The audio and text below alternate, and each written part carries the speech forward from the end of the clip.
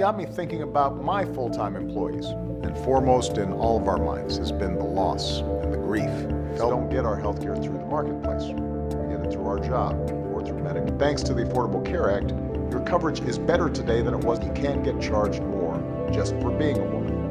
To give his employees hope together to pass a common, there's a bill that would boost America's very, very hard times. Some progress, at least within the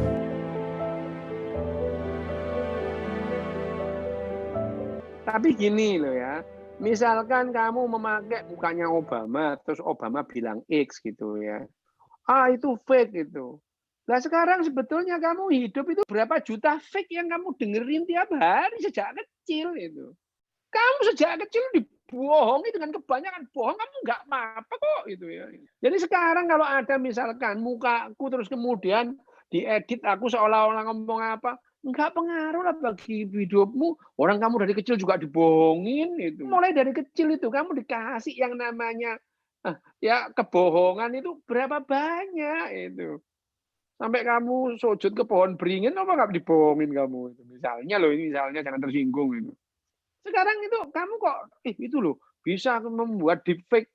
Lah, kamu dari kecil tuh kurang deep apa kamu sampai yakin seyakin-yakinnya loh kamu itu. Kurang deep apa coba itu. Itu kalah lah mesin deepfake itu sama kebohongan yang ditanamkan di otakmu itu dari kecil itu. Kalah. Itu. Jadi kalau misalkan kemarin aku lihat ini deepfake apaan deepfake itu kalah itu masih superficial itu loh itu masih dangkal itu. Jangan terlalu risau lah dengan begitu ya.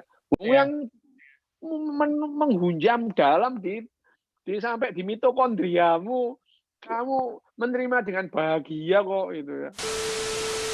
Otak kita itu dihack gampang. Misalnya yang dilakukan timnya Donald Trump itu kan hacking itu, hacking emosi itu untuk menentukan pilihan itu. Memori yang paling sulit kita lupakan itu adalah memori yang berhubungan dengan satu tempat, dua adalah emosi. Itu sulit kita lupakan itu. Ya, yang ketiga adalah narasi cerita gitu. Contoh, kamu ngapalin sesuatu memakai jembatan keledai, itu kan sebenarnya kamu membuat narasi. Menghafalkan hanya 7 warna aja loh ya. 7 warna itu kamu kalau nggak pakai jembatan keledai nggak bisa itu. Itu artinya narasi itu lebih gampang masuk kamu inget-inget terus itu. Makanya yang ditanamkan ke kamu itu narasi. Perkara narasi itu salah apa enggak penting, kamu ikutin aja itu. Begitu narasi itu masuk di kepalamu, pada saat itu juga kamu terhack gitu ya. Bayangin aja, berapa lama narasi bahwa Indonesia dijajah Belanda 350 tahun itu kamu terima. Pertanyaannya, Jan Pieter Soen Koen yang ada di Batavia itu Belanda apa VOC itu? VOC itu perusahaan itu. Jadi mulai Jan Pieter Soen Koen ada sampai tahun 1800 itu, kamu dijajah itu bukan negara, dijajah PT gitu ya. Lah terus Indonesia dijajah Belanda 350 tahun. Lah wong Indonesia ada aja tahun 45 kok itu. Tapi kalau kamu jadi ahli sejarah kamu akan wah berbantah. Indonesia memang belum ada, tapi adalah wah pret lah banyak ya itu. Jadi di sini narasi itu penting supaya ikatan kelompokmu itu kuat itu. Bahwa narasi itu tidak ada, tidak sesungguhnya itu nggak penting itu. Kenapa kita kok bisa keseret-seret kebajak seperti itu? Lah memang otakmu dari kecil biasa dibajak gitu. Dan kamu merasa nyaman didongengin itu ya. Kancil nyolong timun gitu ya. Mana ada kancil nyolong timun? Memang kancil makan timun enggak lah. Kancil ya makannya makan rumput itu.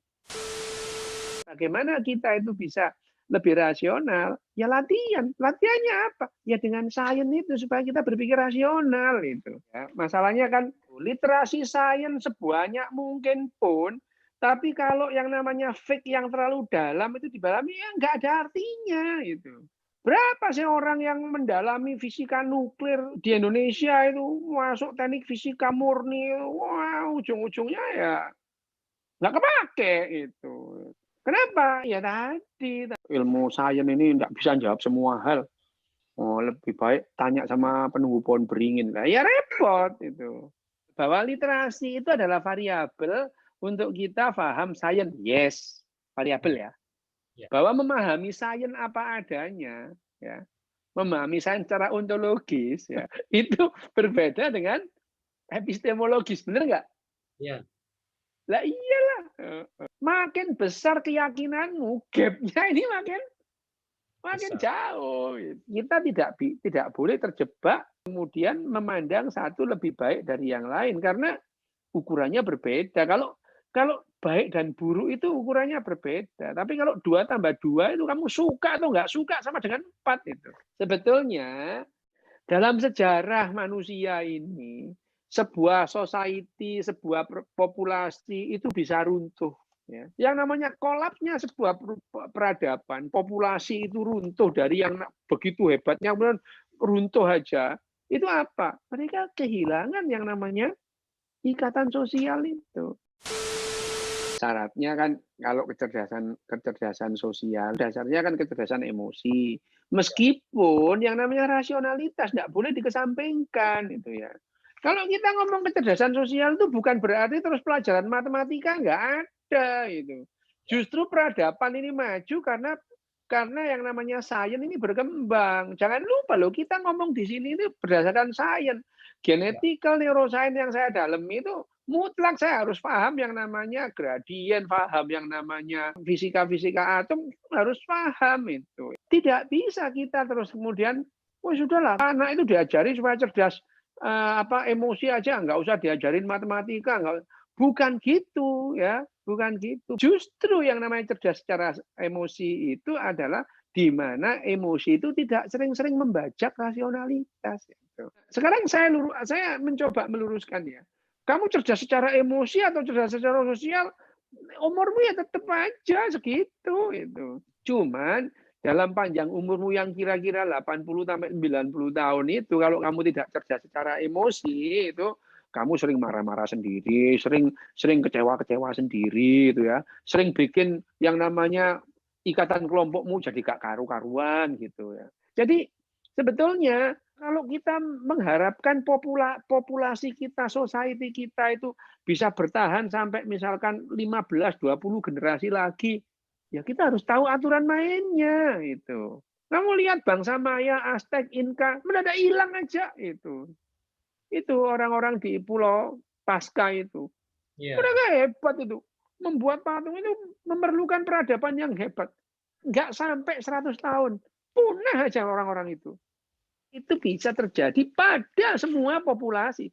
Nah, kalau kita ngomong, ini kan masalahnya, kita ini sedang tidak cerdas secara sosial nih. Gitu. Ya, tapi kalau mau punah, ya punah aja, nggak apa-apa. Gitu.